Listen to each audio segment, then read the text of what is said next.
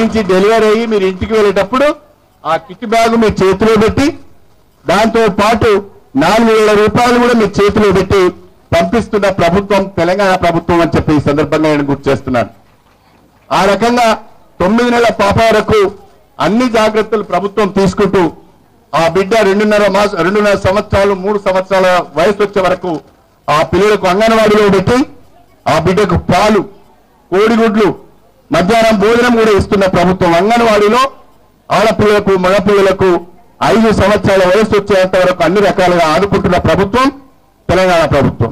మన తెలంగాణ ఆడబిడ్డలకు మేనమామ అయిన కేసీఆర్ గారు కళ్యాణ లక్ష్మి ద్వారా 75,116 రూపాయలు ఇవ్వడము నిజంగా కూడా దేశంలో మొదటిసారి అని చెప్పి సందర్భంగా మీ అందరికీ గుర్తు చేస్తున్నా. ఆడబిడ్డ పుట్టిన కానించి పెళ్లి వరకు కూడా తెలంగాణలో ఉన్న ఆడపిల్లలు కన్న తల్లిదండ్రులు బాధపడకుండా అయ్యా ఆడబిడ్డ పుడితే మీరు బాధపడకండి, ఏడకండి, అన్ని రకాలుగా మేము ఆదుకుంటామని ఆపన్న హస్తం చేయూతనిస్తున్న ప్రభుత్వం తెలంగాణ ప్రభుత్వం.